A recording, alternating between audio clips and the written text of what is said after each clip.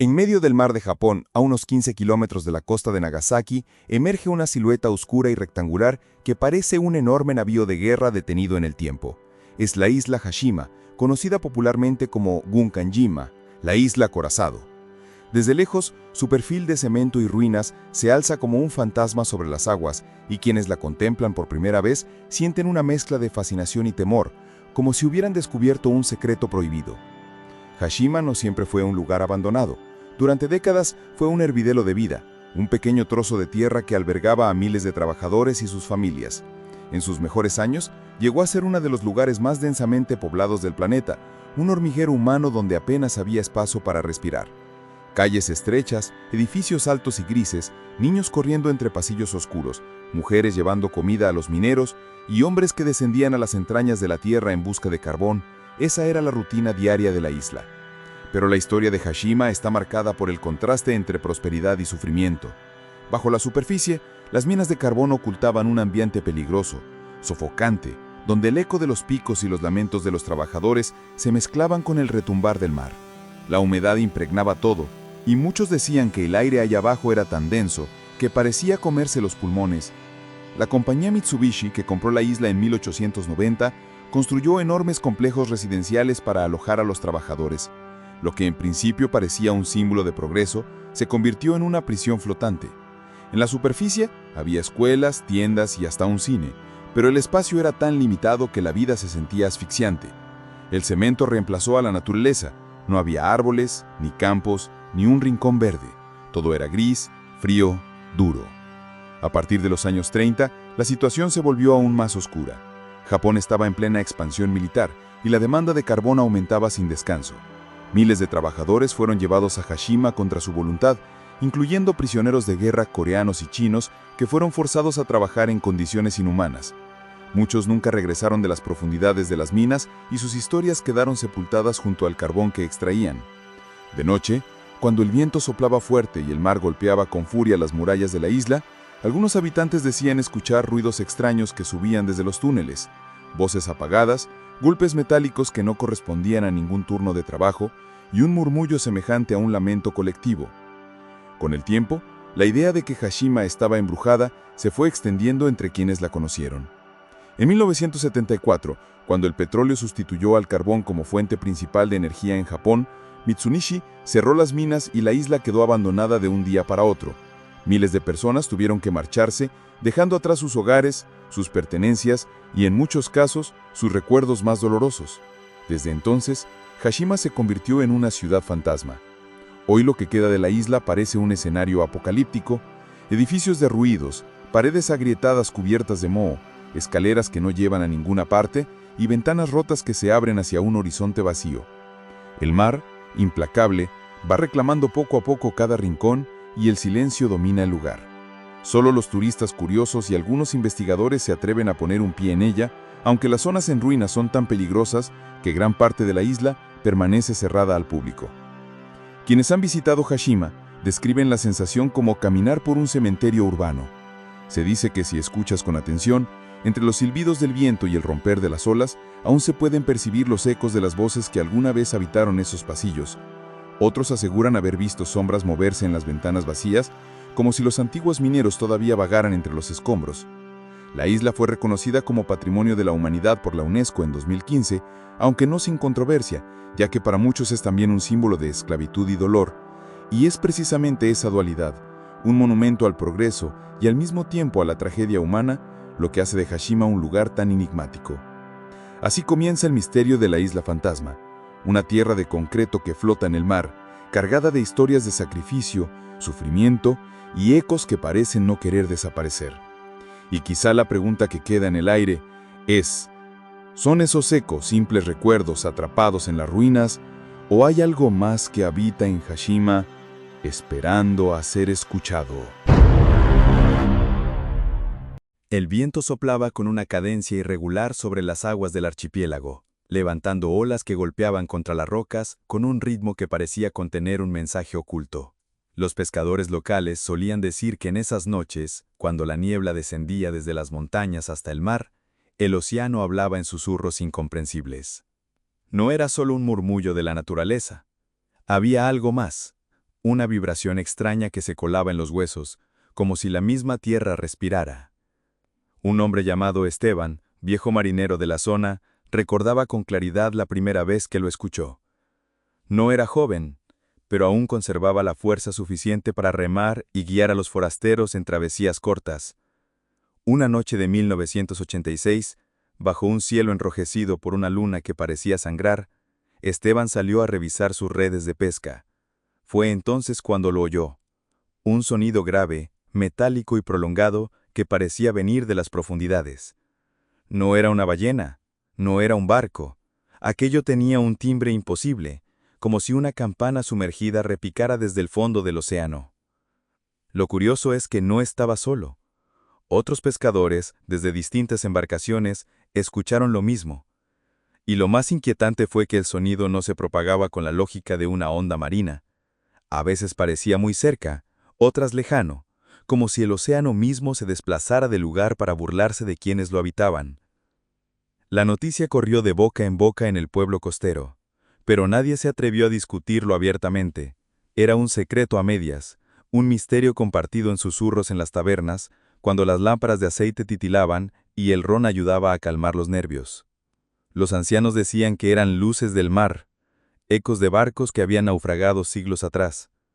Según ellos, cada naufragio dejaba una cicatriz en el agua, y en ciertas noches esas heridas cantaban. Otros más supersticiosos hablaban de guardianes invisibles, criaturas que jamás mostraban su rostro, pero que advertían a los hombres de que no se acercaran demasiado a las profundidades prohibidas. La ciencia, sin embargo, aún no había llegado a dar explicaciones en esa zona remota. A medida que pasaban los años, los registros de ese extraño fenómeno aumentaban. Algunos investigadores comenzaron a visitar la isla cargando grabadoras y micrófonos submarinos. Uno de ellos, un joven noruego llamado Henrik Larsen, captó en 1992 un registro claro de aquel sonido. Lo describió como una vibración sostenida entre 30 y 40 hercios, demasiado grave para atribuirse a cetáceos conocidos y demasiado regular para ser una simple anomalía geológica. En su diario de campo escribió: «Es como si alguien, allá abajo, intentara comunicarse, pero nuestro lenguaje no es capaz de descifrarlo». El hallazgo atrajo más curiosos y científicos, aunque la mayoría terminó marchándose con más preguntas que respuestas. Algunos aparatos registraron distorsiones magnéticas justo en el momento en que se escuchaban los sonidos, como si hubiera una relación entre el campo magnético de la isla y aquel fenómeno inexplicable. Sin embargo, nada concluyente. Los lugareños, mientras tanto, aprendieron a convivir con el misterio.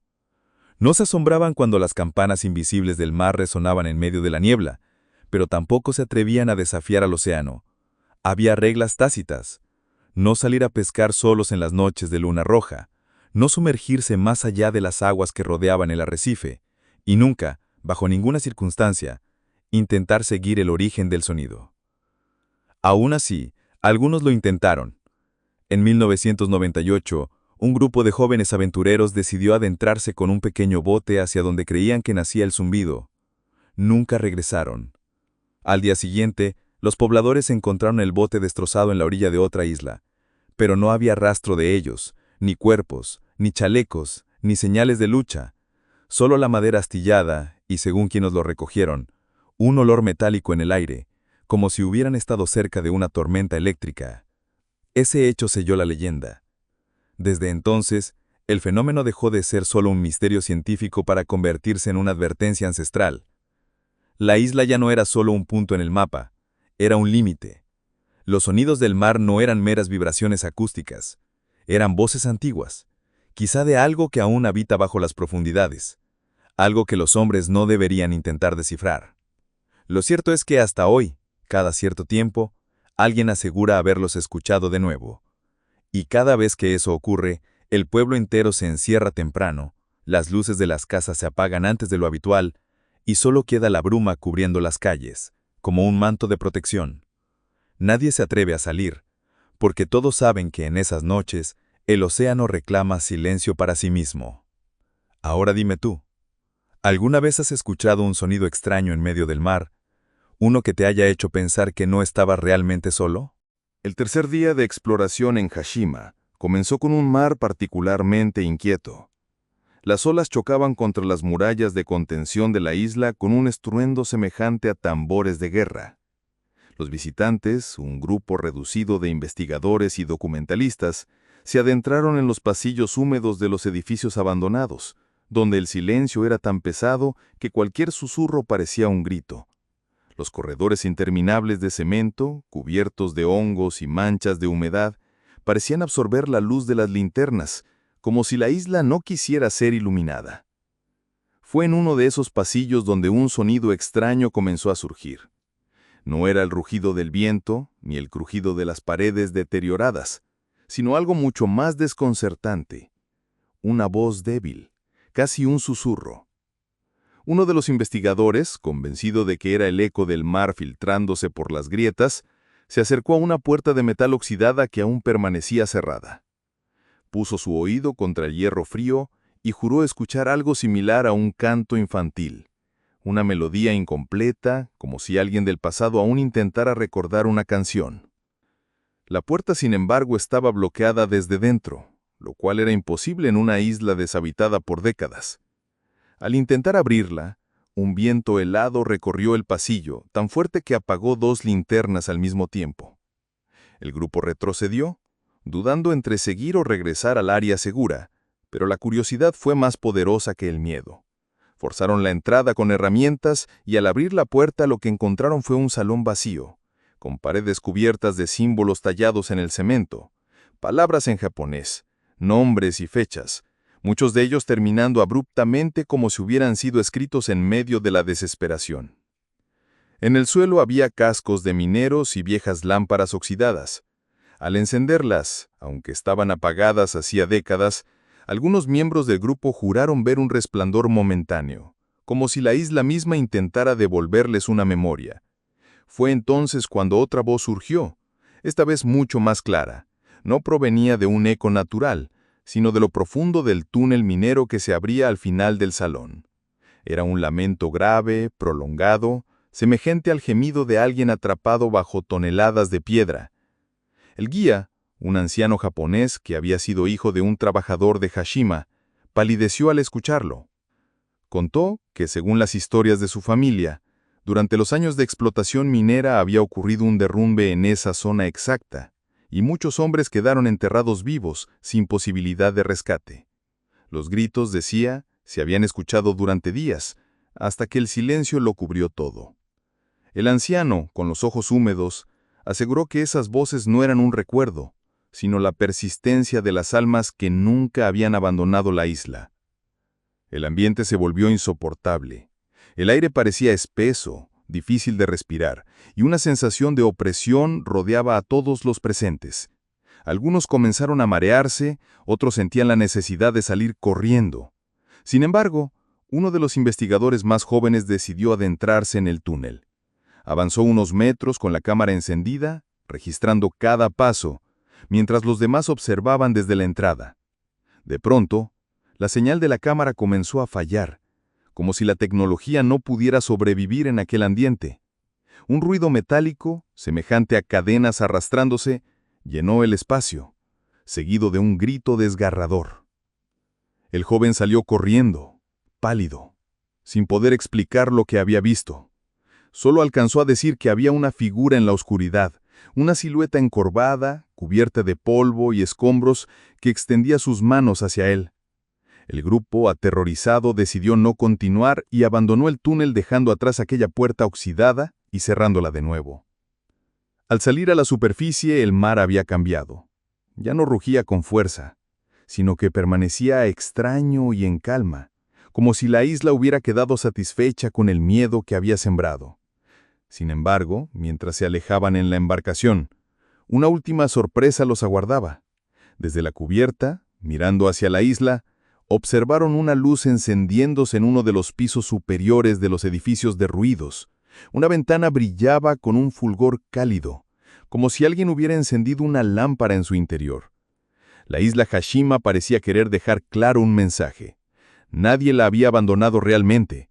Las voces, las sombras y los recuerdos seguían ahí, resistiendo al olvido. El viento aullaba entre las ruinas oxidadas de Hashima, haciendo que los viejos pasillos metálicos sonaran como un coro lúgubre. Cada vez que las ráfagas soplaban con más fuerza, los paneles corroídos vibraban, produciendo un eco que recordaba a gritos ahogados. Era como si las paredes mismas quisieran advertir a los pocos que se atrevían a acercarse. Los investigadores que habían llegado en secreto para estudiar los fenómenos sabían que la isla no era un simple vestigio de la historia industrial japonesa. Había algo más profundo, algo que escapaba a la lógica. El equipo había instalado micrófonos y sensores alrededor de la isla, y en las primeras horas de grabación ya habían captado anomalías, sonidos que no correspondían ni al viento ni al choque de las olas.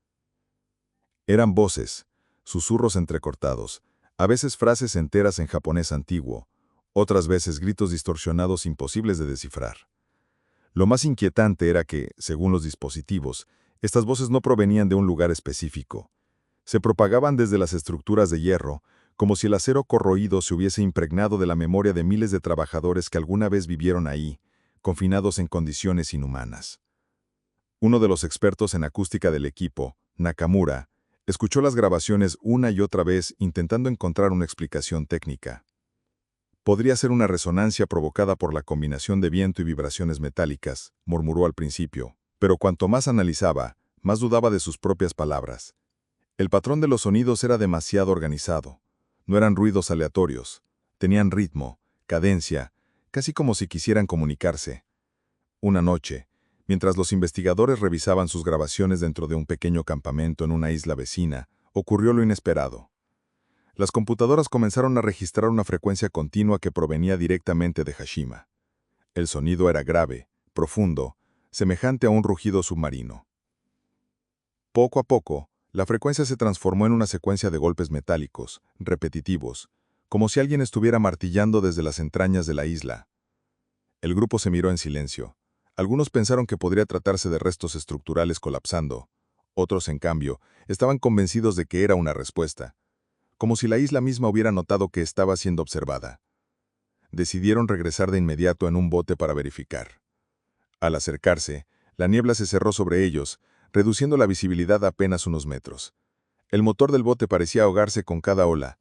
Entonces, desde la bruma, emergió el sonido. Un canto metálico, prolongado, que se elevaba y descendía en intensidad. No era natural. No era el viento. «Escuchen bien», dijo Nakamura, válido. «No es eco. Es un idioma. Es un mensaje». Las grabaciones posteriores confirmaron que las vibraciones contenían un patrón repetitivo, similar a un código, pero nadie en el equipo fue capaz de traducirlo. Mientras los investigadores analizaban, algo más extraño ocurrió. Uno de los micrófonos captó lo que parecía una respiración, fuerte y cercana, como si alguien estuviera de pie junto al dispositivo en medio de las ruinas. Revisaron las cámaras, pero no había nadie. Solo estructuras abandonadas y sombras proyectadas por la luna. Esa noche ninguno de los presentes pudo dormir. Las voces del acero seguían retumbando en sus cabezas. Algunos pensaban en los mineros y sus familias, atrapados en condiciones extremas cuyas almas quizás habían quedado ancladas al metal de la isla. Otros creían que las estructuras actuaban como una especie de antena, captando frecuencias que no pertenecían a este mundo. Lo único en lo que todos coincidían era que Hashima no era un lugar vacío. Cada sonido, cada vibración, parecía tener intención. Y la pregunta que flotaba en el aire era, ¿quién o qué estaba tratando de comunicarse? El amanecer llegó gris, cubriendo a Hashima con una luz mortecina que apenas lograba atravesar la neblina. El mar estaba inquieto, como si compartiera el mismo desasosiego que los investigadores. El equipo decidió regresar a la isla para una última exploración antes de abandonar el proyecto, pues lo que habían registrado la noche anterior había superado cualquier límite racional. Al pisar los pasillos oxidados, el silencio era sepulcral. Ni siquiera las gaviotas se atrevían a posarse allí. Solo el sonido del mar golpeando contra los muros de hormigón interrumpía la calma aparente. Sin embargo, todos sabían que no estaban solos. Con los micrófonos encendidos, recorrieron los antiguos edificios de apartamentos, las escaleras de cemento agrietadas y los pasadizos sombríos que alguna vez albergaron a miles de mineros y sus familias. Cuanto más avanzaban, más fuerte se hacía una sensación de opresión, como si el aire estuviera cargado de recuerdos. De repente, en lo profundo de un corredor angosto, uno de los dispositivos captó un nuevo sonido. Esta vez no era un murmullo, ni un golpe metálico. Era claramente una voz humana, femenina, que pronunciaba una sola palabra: Kaeru, volver. El eco se repitió varias veces, amplificado por las paredes de hormigón. Los investigadores se detuvieron en seco, paralizados. Ninguno de ellos había hablado. Y sin embargo, la grabación era nítida.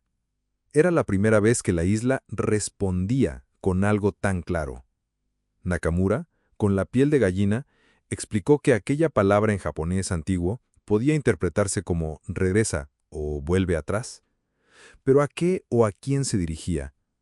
¿Era una advertencia para que ellos se marcharan? ¿O un lamento que evocaba a los que nunca pudieron abandonar la isla en vida? Mientras debatían, las estructuras empezaron a vibrar. Las barandillas metálicas se sacudieron. Los muros retumbaron como si un martillo invisible golpeara desde adentro. El sonido se expandió hasta convertirse en un rugido ensordecedor, una mezcla de viento, acero y voces humanas entrelazadas. El suelo bajo sus pies temblaba. En pánico, el equipo corrió hacia el muelle. El rugido parecía perseguirlos, creciendo en intensidad. Algunos juraron haber visto sombras moviéndose entre las ventanas vacías de los edificios, como si figuras humanas los observaran. Otros aseguraron haber sentido manos invisibles rozando sus brazos mientras escapaban. Al fin, lograron subir al bote. Mientras se alejaban, Hashima quedó envuelta en un halo extraño, como una vibración que distorsionaba la luz a su alrededor. Desde la distancia, la isla parecía respirar, como un ser vivo que hubiera despertado por un instante. Ya en tierra firme, los investigadores revisaron las grabaciones finales. Lo que encontraron los dejó helados. Además del rugido, había una segunda voz, grave, casi susurrada, que repetía una frase incomprensible. Al ralentizar la pista, descubrieron algo aún más perturbador. La voz decía claramente: «Nunca se fueron». Esa frase abrió un nuevo abismo de dudas. ¿Era un mensaje de los que habían muerto en la isla? ¿O era la isla misma, una entidad que conservaba y aprisionaba las memorias de todos los que alguna vez caminaron sobre ella? El equipo decidió nunca más regresar. Publicaron parte de sus grabaciones en foros especializados en fenómenos paranormales, donde rápidamente se convirtieron en objeto de debate. Algunos aseguraban que Hashima era un portal espiritual, un lugar donde las emociones de sufrimiento y explotación habían quedado atrapadas para siempre. Otros, más escépticos, insistían que todo podía explicarse con resonancias acústicas y vibraciones estructurales. Pero lo cierto es que hasta hoy, quienes se acercan a la isla reportan lo mismo: voces, susurros, golpes metálicos que parecen responder al visitante, y el misterio sigue vivo, desafiando tanto a la ciencia como a la fe. Al final, Hashima permanece allí, imperturbable, como una cicatriz en medio del mar, un recordatorio de lo que fue y de lo que quizás nunca dejó de ser. Y ahora dime tú, ¿qué crees que esconden las ruinas de Hashima? ¿Son simples ruidos del viento atrapado en el acero? ¿O son las voces de los que jamás abandonaron la isla? Escribe tu opinión en los comentarios, porque tu respuesta podría revelar más de lo que imaginas.